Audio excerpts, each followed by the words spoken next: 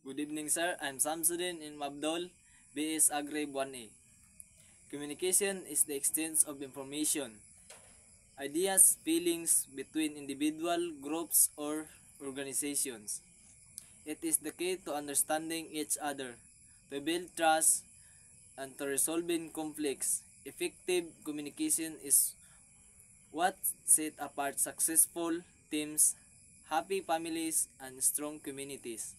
But communication is not just about speaking or writing.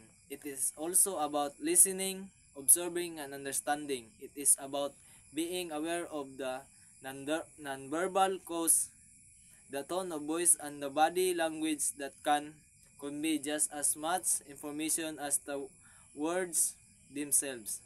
So how can we communicate more effectively? First, we must be clear and concise in our message.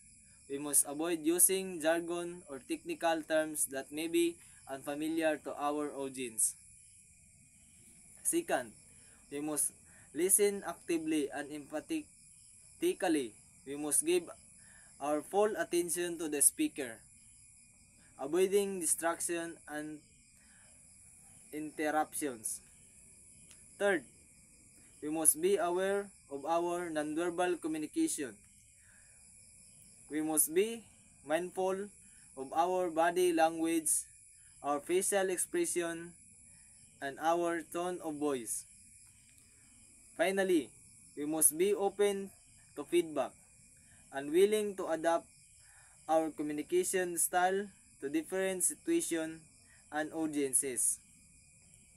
We must be willing to apologize when we have made a mistake and to learn from our errors. In conclusions, communications is the foundation of our successful relationship, personal or professional. It is the key to understanding each other, to building trust, and to resolving conflicts.